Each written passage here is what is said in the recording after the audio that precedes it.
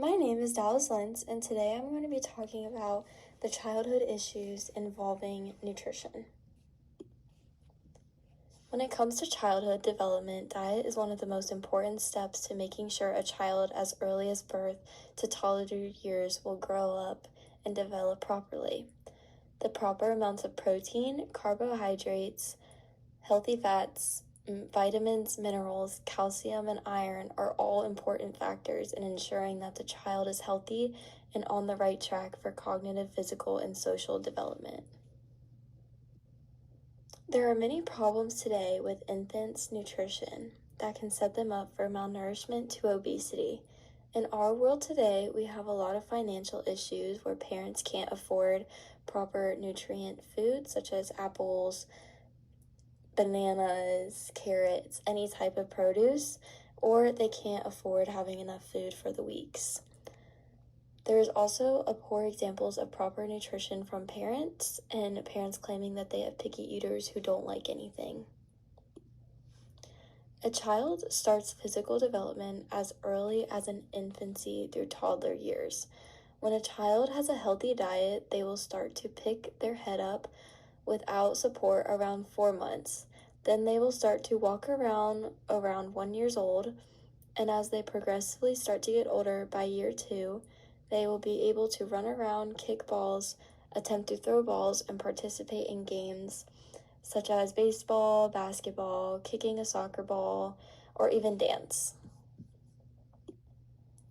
Good nutrition for infants through childhood years is crucial for social development as they get older and start preschool and start school and interacting with other people other than their family.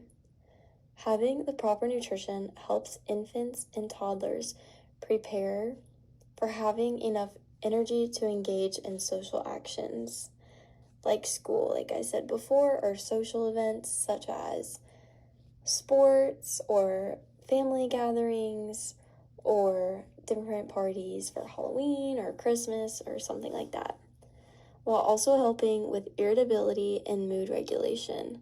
This can help keep the child engaged in activities without getting frustrated as easily as they would if they were eating a poor nutrition diet. When an infant is receiving the proper nutrition, it can allow for proper brain and cognitive development. This can be very beneficial for as they get older for improved problem-solving skills, memory, longer attention spans, and even future academic achievements in grade school and beyond that when they become an adult and start working in the workplace. Not receiving the proper amount of nutrition for physical development can lead to many problems and challenges, such as being over or underweight. Being overweight can cause risk of hormone imbalance in girls, which can lead to early puberty as they get older, along with liver problems and bone growth in legs and hips. Being underweight can cause problems of bone thinning, breathing problems, cardiovascular diseases, and type 2 diabetes. When an infant is receiving too low or too high amounts of poor nutrition, their social skills can be harmed as they get older. Examples of this would include heightened amounts of anxiety and irritability around people, which can also lead to a difficulty in bonding with others. These consequences from poor nutrition early on in infancy and toddler years will move into later childhood, causing problems in school achievements and behavioral issues. A poor nutrition for an infant and toddler can also lead to problems with cognitive and brain development. Not consuming enough carbs, protein, and healthy fats can lead to brain fog, fatigue, slower memory, shortened attention span, and not being able to comprehend information.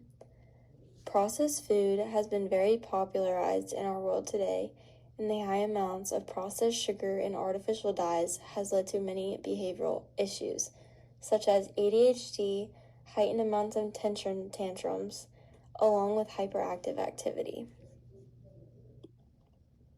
Depending on different cultures and countries in the world, there is a limited amount of nutrition available for children.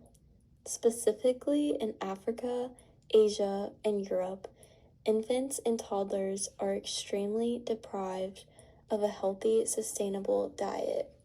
For example, receiving meals 3 times a day with a snack, that is not achievable for them because of the financial state that they're in.